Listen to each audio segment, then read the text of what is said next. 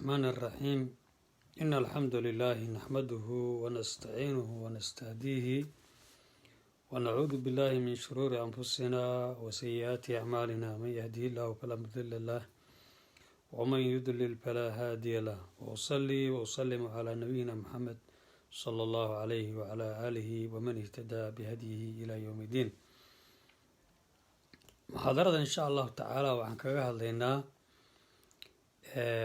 asbaabta ruuxa u keenta sacaadada ama liibaanta inuu ku liibaano adduunka iyo aakhiraba.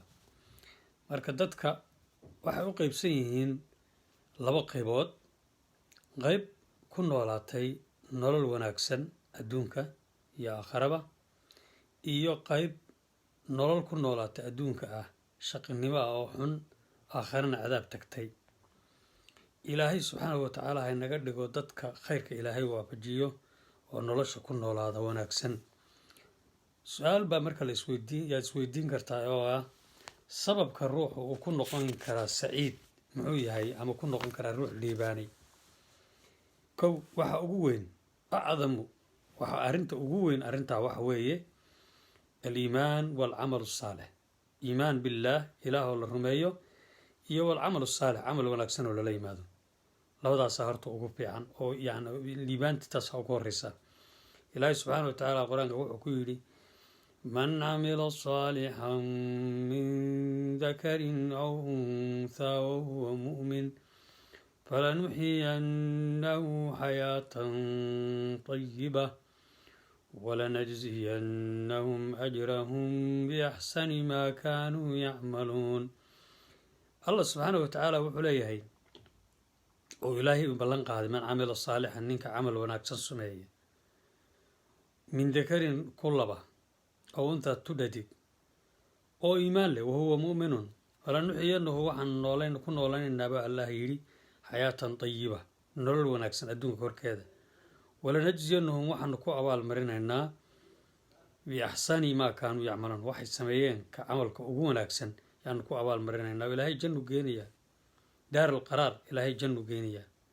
sababkaatina waa sabab iska cado, wax wey waadax weeyaan. mu'minka ilaahay rumeeya, camalkiisu midhihiisu wuxuu noqonayaa inuu janno galo. biana aliimaan asaxiix almuthmiru lilcamali asaalix almuslix lilquluub, ee quluubta hagaajiya, walakhlaaq waaddunya waalaakhira. iimaankaagu wuxuu ku hagaajinaya akhlaaqdaada, adduunyadaada, aakhiradaada intaba. marka taas waxa weeyaan camalka saalix oo haddaad camal wanaagsan samayso, dabcan nolol wanaagsan baad adduunka ku noolaanaysaa, aakhirana insha allahu jannadaad galaysaa weeyaan. kaasi waa mid. adilada marka ku soo aroortay al-iimaan, in ilaahay la rumeeyo subxaana wa tacaala, aad bay u badan tahay. nusuusta ku soo aroortay aad bay u badan tahay. nabigu calayhi salaatu wasalaam xadiid wuxuu ku yidhi: fa akhbara ana almu'mina, ninka mu'minka ah, yudaacafu ghanamahu wa khayrahu, khayrarkiisa iyo camalkiisa waa loo laalaabaa. ilaahay subxaana wa tacaala nabigu calayhi salaatu wasalaam xadiid badan buu alleele kaga hadlay arrintaa. oo cajaban liamri lmu'min, xadiidkii baa ka mid a. cajaban liamri lmu'min, ninka mu'minka amarkiisa la yaab, fa ina amruhu kulluhu khayr, amarkiisu kulluhu waa khayr. in asaabathu saraa shakar, haddii uu khayr macnaha sameeyo uu helo wuu ku shukriyaa, kaana khayran lahu. wa in asaabathu daraa, hadduu dhib ku dhacana sabra wuu samrayaa, wa kaana khayran lahu. walaysa dalika liaxadin ilaa lilmu'mini, arrintaana ruuxa mu'minka ah unbaa iskale. ruux kaleoo arrintaa wanaagsan helaay ma jiro weeyaan, mu'minka iskale. hadduu dhib ku dhaco uu samraa, ilaahay khayr buu ugu bedelaa. hadduu shar qabsadana uu sabraa, khayr bay isu bedelay iyaduna. kaasi marka al-iimaan asaalix weeyaan, iimaanka saalixa weeye. nusuus fara badan ayaa ku soo arortay. sababka labaad: wa min alasbaab alatii tuziilu alhama waalghamma waalqalaqa, asbaabta ruuxa ka suulisa hamiga, inuu hamiyo, uu ka hamiyo wax soo socda, waalghamma iyo hamiga iyo hamigu way isku macno dhow yihiin. labadubana waxa weeyaan inuu ruuxu qalbigiisa ku mashquuliyo waxyaalo ma aragtay soo socda oo dhib ah. waalqalaq, waxyaalaha qalaqa suuliya ruuxa. qalaq waxa weeyaan inuuna ruuxu qalbigiisu sugnayn oo uu macnaha ruux maxaanku idhahaa oo camalkii waxa weeye ruux istaagi uun ahayn qalaqu waa ruux meel ku sugan ruuxan ahayn weeyaane kaas waxaa ka mid a al-ixsaan ila alkhalqi khalqiga inaad wanaag u samayso bilqowli waalcamal inaad dadka wanaag u samayso qowl wanaagsan dadka inaad kula hadasho ficil wanaagsan inaad kula hadasho wa anwaacu lmacruuf waxyaalaha wanaagga oo dhan inaad samayso wa kulluhaa khayr wa ixsaan inaad waxyaalaha wanaagga ku dadaasho yaa ka mid a oo hadal wanaagsan dacwo khayr hadal jilicsan waxaasoo dhan waxay zuulisaa hamiga iyo qamiga qaala subxaanahu watacaala ilaahay wuxuu yidhi laa khayra fi kathiirin min najwaahum ilaa man amara bisadaqatin aw macruufin aw islaaxin bayna annaas ومن يفعل ذلك ابتغاء مرضات الله فسوف نؤتيه أجرا عظيما لا خير في كثير لا خير كما جرو في كثير من نجواهم وحيال بدون كفقان إلا من أمر روح أمر موياني بصدقة إلا روح صدقة الله بحموياني الصدقة كهد لي يعني أو معروف أما وناك معروف هو خير لأمر ضدك أو إصلاح بين الناس أما ضدك ود إصلاح كده حردو ضد خلاف سناوت هشيس سيسو خير كده حردو ومن يفعل ذلك ننك أرنتا السمية ابتغاء مرضات الله إلهي سوى رليس كرادنية فسوف نؤتيه وعنسين بو الله يري أجر وعنسين عظيما وين آيات المركة واحد شيغيسا ننك مؤمنك إنه خير كد دالو sharkana ka tago muslimiintana ixsaan u sameeyo ummadaha inuu ixsaan u sameeyo markaa is ilaahay ajri weyn buu ku ballan qaaday weeyaan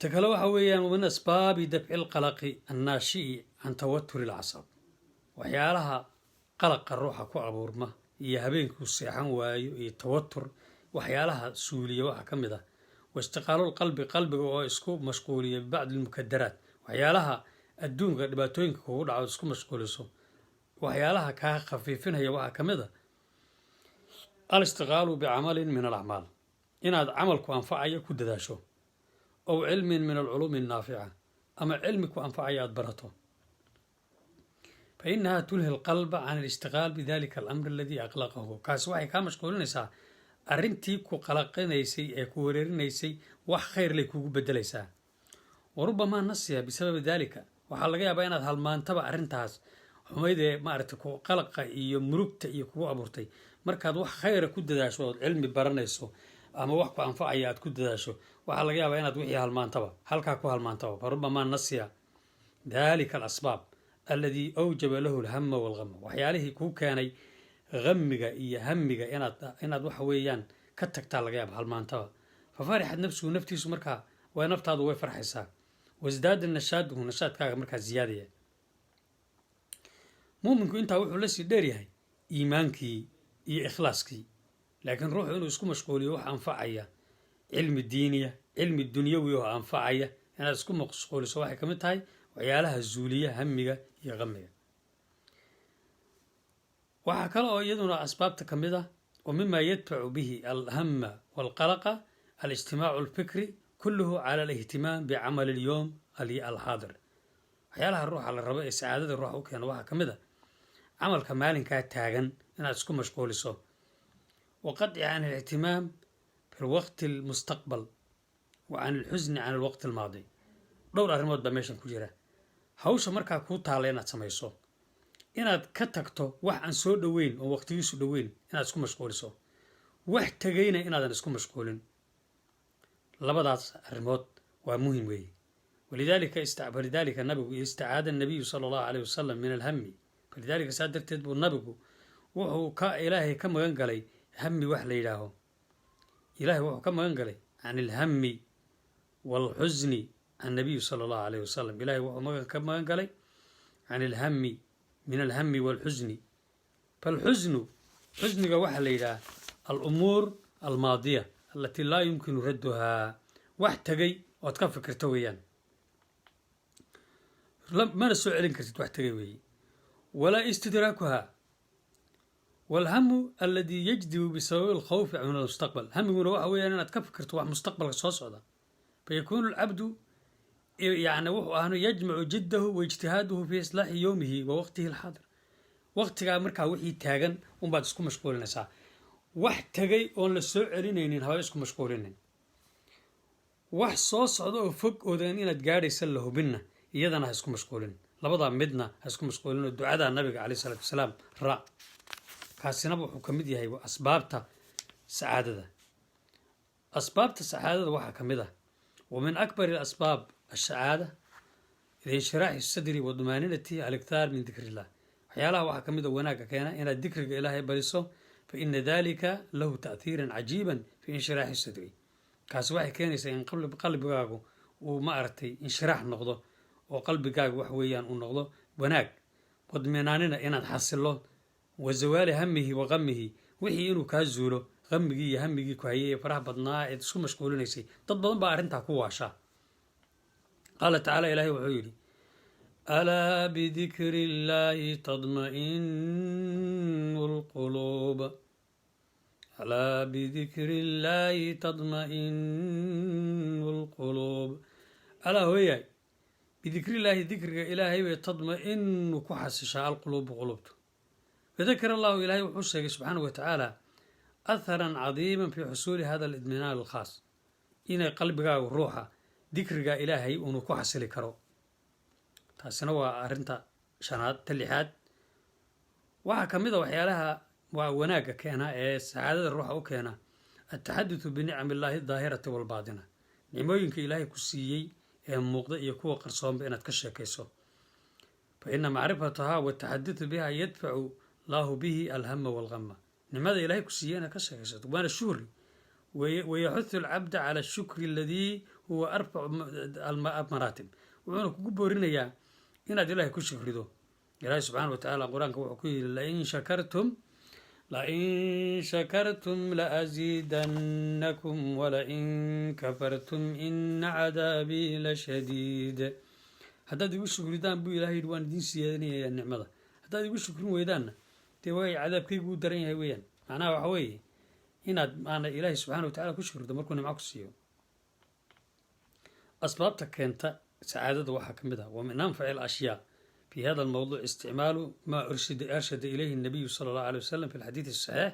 oo nabigu calayh salaatu wasalaam arrin waxaa jirta nabigu sheegay oo taasina waxay ku keenaysaa liibaan. waa maxay? unduruu ilaa man huwa asfala minkum walaa tanduruu ilaa man huwa fawqakum fainahu ajdaru anlaa tasdaruu nicmat allahi calaykum. nabigu wuxuu yidhi calayh salaatu wasalaam waxaad fiirisaan dadka idinka hooseeya hana fiirinina dadka idinka koreeya. maxaa looga jeedaa? dadka xagga khalqiga abuurka kaa qurux badan ha isku mashquulin. ka kaa xoolo badan ha isku mashquulin. ka kaa wanaags kaa cilmi badan ha isku mashquulin. waxaad isku mashquulisaa ood fiirisaa nicmada ilaahay adiga ku siiyey. adugu imisaad haysataa? kuwa kaa hooseeyana fiiri oo adigu aad ka fiican tahay. nin waxaa jira jaahilooda adigu ka cilmi badan tahay, ku faqiirooda adigu ka qanisan tahay, ku adigu ka qurux badan tahay, ku adigu ka diin badan tahay. dadkaas marka fiiriyo markaa nicmada ilaahay markaa ma yaraysanaysid. nicmada ilaahay weeyaano dee xadiidku wuxuu inoo tilmaamayaa nabigu yidhi calayh salatu wasalaam inuu nicmada marka ruuxu una xaqirin. faina alcabda ida nsaba bayna caynayhi hada almulaxad aljaliil ra'aahu yafuuqu jamcan kathiiran min alkhalq. waxaad arkaysaa markaa inaad khalqi fara badan ka sarrayso adigu. asbaabta waxaa ka mid a keenta maaragtay ruuxu inuu liibaano. wa min alasbaabi almuujibati lilsuruur zawaalu lhami walgami alsacyu fi isaalati alasbaab aljaalibati lilhumuum wa fi taxsiili alasbaab aljaalibati lilsuruur. waa inaad isku mashquuliso waxyaalaha hamiga kaa zuulinaya kuuna keenaya suruurka iyo wanaagga. wadalika maxaa ka mid a binisyaani maa madaa min almakaarihi alatii laa yumkinu radduha. wax tegay oo hore u tegay ha isku mashquulin. taasaa keenaysa wa macrifati ishtiqaali fikrihi fiiha iyo inaadan isku mashquul min baabi alcabathi walmaxaal. shay tegay inaad isku mashquuliso wuxuu ka yahay shay mustaxiila inaad soo celiso. shay mustaxiila miyaad soo celin kartaa oo tegay? wax mustaxiilka waxaa la yidhaha yani wax aan suurtagal ahayn. ya sidii ninkii yidhahoo kale ilaahayow yani shabaabnimadii ma iisoo noqota buu yidhi. marka anu sheegay ciradu waxay igu samaysee ma shabaabnimaa soo noqotaa? ألا ليس الشباب يعود يوما فأخبره بما فعل المشيب به. ألا هوي هدي مال يعني هدي إيسو نقول له هيد بيدل يرنمدي عرور نمدي ونشي قداد وحي وسميسي يعرضوا وتمنين يا واحد صورة قلهين قولك واحد معناها عن صورة قلهين إناد عريسو وهوري أدعي وقت قاقها كل من بالوجه ذا فيعلم أن الأمور المستقبلية مجهول ما يقع فيها من خير وشر. marka waa inaad isku mashquuliso asbaabta markaa taagan ee khayrka adiga kuu soo jiidaysa qalbigaaga ku mashquuli hana ku fikirin wax tagay fayujaahidu qalbahu can التفكر فيها وكذلك يجاهد قلبه عن قلق لما يستقبله فلذلك الروح لما ربو wax tagay oo makruuha oo ku dhibsanaysa oo dhibaha oodan hadda waxba ka qabanaynin inaad isku mashquuliso lama rabo wax fog oo inaad gaari iyo inaadan gaadhin aan la ogeyn oo bari yani iyo saa dambe toon aan soo dhaweyna isku mashquulin marka arrinta markaa iyada taagan ayaa la isku mashquuliyaa ka sagaalaad waxa weeye wa min anfaci ma yakunu hawsha ugu fiican waxa weeye bimulaaxadati mustaqbal al-umuur istiqbaal hada ad-du'a alladhi huwa kana an-nabiy sallallahu alayhi yad'u ilayhi wa inaad fiiriso arrimaha mustaqbalka kugu soo socda maxay yihiin kuwa ka fakir nacam waxa loo jeedaa taas waa yani ducooyinka sida ducooyinka nabigu calayhi salaatu wasalaam uu akhrisan jiray ee ka sheekaynaya humuumta inay ruuxa ka waxeeyaan iyo waxyaalahaas oo dhan waa inaad akhrisato allahuma muxuu odhan jiray nabigu calayhi salaatu wasalaam waxaa ka mid a ducooyinka nabigu uu akhrisan jiray waxaa ka mid a allahuma aslix lii diinii alladii huwa cismatu amri ilaahu diinteyda ii hagaaji alladii huwa iyaduba ay tahay cismatu amri arrinteyda aan haystee ugu weyn وأصلح لي الدنيا الدنيا دي إيه هجاجي التي فيها معاشي الدنيا أن كنا ولا هنا إله إيه هجاجي وأصلح لي آخرتي آخرة دي إله إيه هجاجي التي إليها معادي آخرة أن نقن دوننا واجعل إله كي البير الحياة نلشة زيادة لي في كل خير نلشة دي إله واحد يقدر تا تخير ودنا نكون زيادة سنيو والموت موت كان واحد يقدر تا راحة كون كجرح سنيو لي من كل شر كسته wax shar oo igu soo socdo dhanna mawdkan ilaahu raaxay gadho mawdku marar buu ruuxa khayr u yahay markii diintiisa laga fidnaynayo oo adduunyadiisi wax weey ay fidnaynayso oo aakhiradiisi wax weeyaan uu ka tago marka mawdka u dhaama ilaahay subhanahu wa ta'ala quraanka waa ku yiri yaa ayyuhalladhina aamanu ku ilaahay nabi rumeeyo la tulhikum amwaalukum wala awlaadukum an dhikrillah yani yeena adduunyadiina iyo عرورتين يدتكين لا تلكم أموالكم حولهن علي ولا أولادكم عرورتين عن ذكر الله أيين الذكر إلهي إنك مشغولين سيد الصلاة وكليه ذكر إلهي يعني إنك مشغولين ومن يفعل ذلك منك سيد السماء ذكر إلهي كمشغولة ومن يفعل ذلك فأولئك هم الخاسرون بالله كوا سوى فوق خساري كوا الدنيا اسكو مشغولية يا آخر ذو كتغا كوا سوى كوا خساري بالله وأنفقوا لبحا وأنفقوا مما رزقناكم من قبل أن يأتي أحدكم الموت وحال يدي الله وحيري وروح هذا يستطيع وحكا لبحا ميوحا نيدك كارزاني انت ولي موتكم إذن كمتكين كويمن من قبل أن يأتي أحدكم الموت انت موتكم متكين كويمن يا من قبل أن يأتي أحدكم الموت فيقول ربي مركب وحرنيا لولا أخرتني إلى هداد دي يريد لهي لولا أخرتني إلى أجل قريب فأصدق مركب وان صدق يسال لهي لكن إلهي وكجواب أرنت سبحانه ولن يؤخر الله نفسا إذا جاء أجلها نفل مركي أجل شيء تماذا الدب لو معليه ولن يؤخر الله نفسا إذا جاء أجلها والله خبير ما تعملون إلهي وحيد واحد سميني سموال الوجهي نف مركي أجل شيء تماذا لما علين كرو كل كتاسنا أسباب تكمتاي كتبنا دو حويه ومن أنفع الأسباب لزوال القلق والهموم إذا حصل على العبد النكبات أن يسعى في تخفيفها بأن يقدر أسوأ الاحتمالات التي ينتهي إليها الأمر هوشاني waxa weeye aan ka sheekaynayno waxyaalaha ruuxa ku dhaca ee dhibka ah waxyaalaha ka khafiifiyo waxa kamid ah inaadan markasta wanaag uun meesha soo dhigan waxa kamid ah adoo matalan hadda wanaag meesha soo dhiganaya inuu shar kugu dhaco marka waxa lagu fikiraa arrintaas inay najaxdiyo inay najixin waa la isbarbar dhigaa haddaad wanaag gaadho marka waa khayr haddii kalena sharka inaad u diyaar galowdaa loo jeedaa فإذا فعل ذلك فليسعى إلى تخفيف ما يمكن تخفيفه بسبب الإمكان. مثال هذا السوق هذا إنه هدول نك أروح أردي هاي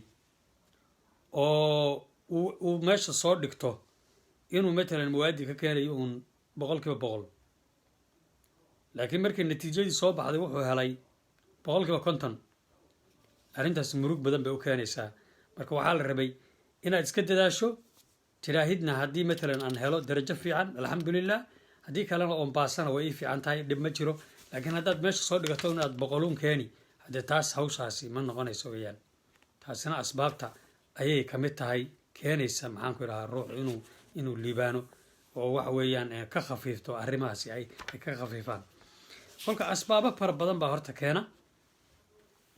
waxaa ka mid a ruuxu saan usoo sheegnay inuu yani ducada badiyo, inuu qalbigiisa maxaanku idhaahaa una inicizaaj samayn. waxaa ka mid a asbaabta keenta quwatul tawakuli cala allahi subxaanahu wa tacaala, ilaahay inuu ruuxu tala saartaa ka mid ah. oo waa kii nabigu calayhi salaatu wasalaam xadiid ku lahaa low tatawakkaluuna cala allahi xaqa tawakulihi, haddaad ilaahay tala saaranaysaan لرزقكم الله إلهي ويدين أرزاق إلها كما يرزق الطير سيدا الشمبرها إلهي وأرزاقه يلا يدين أرزاق إلها بالي مركا وعرب أين إلهي تلسارته يا waxa ka mid ah asbaabta wanaaga keenta. haddii ruux xumaan kugu sameeyo inaad aduu wanaag ugu bedesho muqaabalatul isaa'ati bil ihsaan. haddii ruux xumaan kugu sameeyo wanaag ugu bedel. arrintaas waa arrin dadka ku yar inta badan ma la samayn karo, laakiin waa arrin fiican. muqaabalatul makaarihi bin nicami, haddii nicmo ilaahay ku siiyo subxaanahu wa tacaala wax dhiba haddaad haysato waxaad fiirisaa nimcada kale ee alla ku siiyey. ya kolka waxaa loo baahan yahay asbaabtaas iyo kuwa lamidka ah inuu ruux ku dadaalo ayaa loo baahan yahay. waa asbaab keenaysa sacaado inuu liibaano. waxaa kaloo culimmadu dhahaan 3 arrimood ayaa liibaanta miftaax u ah, the key of the succeed. يعني إنه الروح اللي بانو 3 arrimood أيها فروعه. كأوها الرياء وحوي الشكر على النعم، نعمة إلهي إنه كسيين تكسر له. كو الاستغفار عند الذنب مركا والتوبة، يعني مركي الذنب السميسو إن أد وحوي إلهي والتوبة كنتو أود ما أركتي إن أتكتوبة كنتو استغفار إلهي ويديستو. كسدحاد وحوي العفو عن الناس، إن دتك إسكا عفيدو أو روح مسامحة تهي أو وناكسن أو نحرس بدن أيا لو باهن ياي. سدحداسنا waxa la yiraahdo iyaduna asbaabta saadada ruux oo keenta ayay ka mid tahay.